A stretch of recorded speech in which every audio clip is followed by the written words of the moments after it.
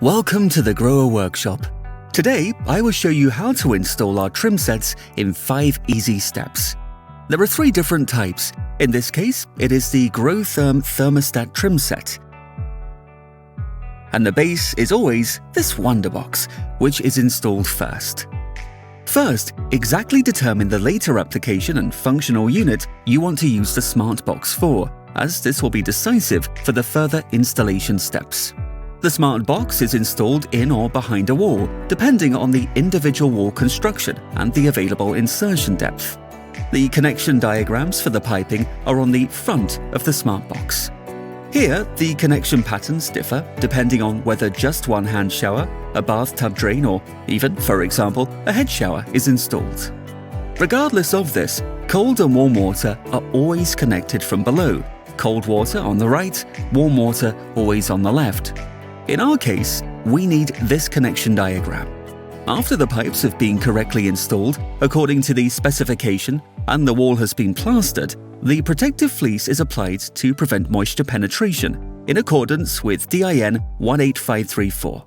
Afterwards, you can finish tiling the wall or refine it otherwise. Now it's time to install the GROHE thermostat trim set.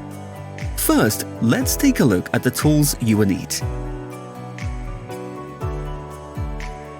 The box contains the functional units with all the connecting parts and the trim set.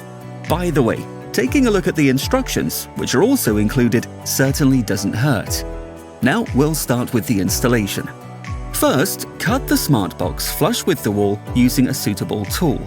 Then seal the gap between the wall and the smart box with silicone to prevent moisture from penetrating the wall. Speaking of moisture, the water should be turned off at the beginning of the installation, no later than when removing the flush unit.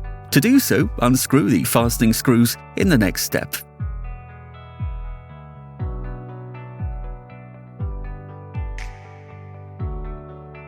Then carefully pull the flush unit out using a pair of pliers. An additional pair of pliers can be used here to prevent the flush unit from tilting unintentionally. Now pull the plastic stoppers out of the warm and cold water input so that all pipe parts can be rinsed out as far as the intake point, in accordance with regulations. Now remount the flush unit, open the water supply and flush the piping outputs.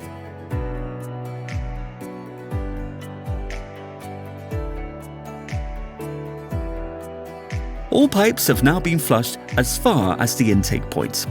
Afterwards, turn the water off again. The flush unit can now be removed and disposed of properly. Now it's time to actually install the functional unit. Grease it all round and push it into the smart box.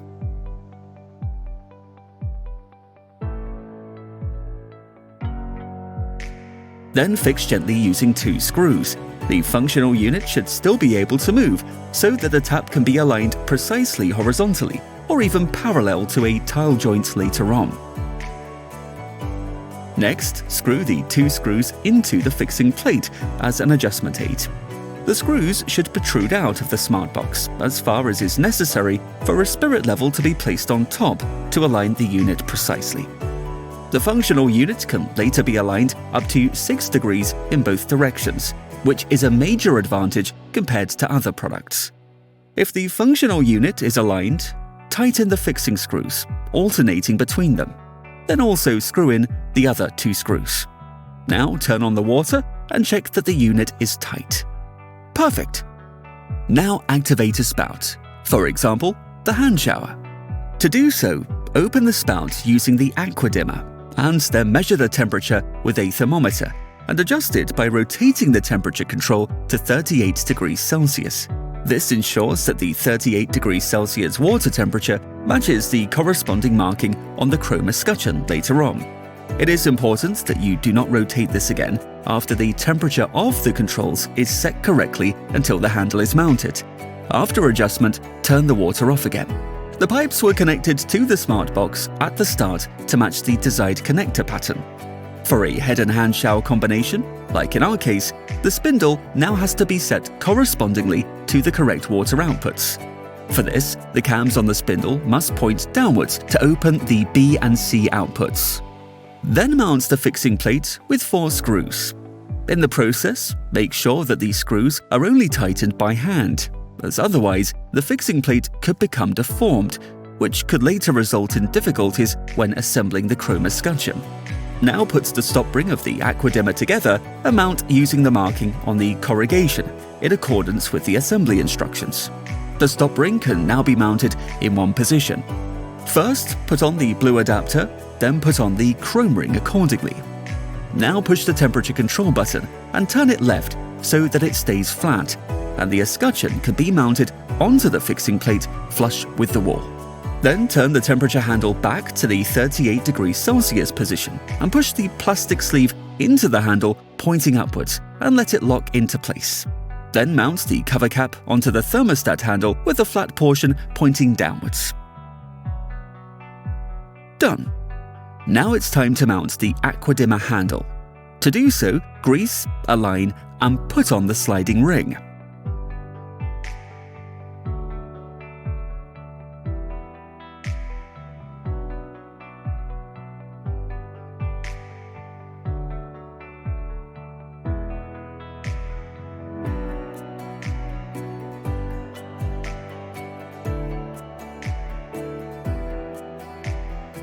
Then pull the circlip out as far as this can slide over the aqua dimmer spindle and push in until it locks into the groove.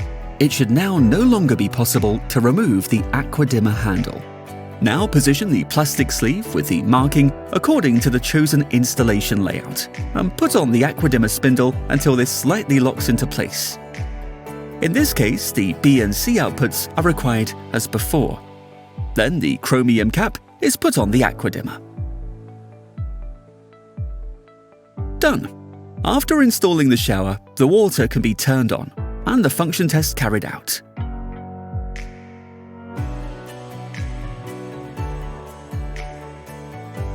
Perfect. Now it's time for the handover.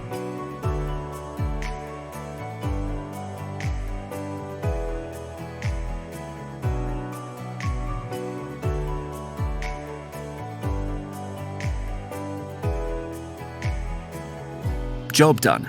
Not so hard after all, right? You will manage it easily too.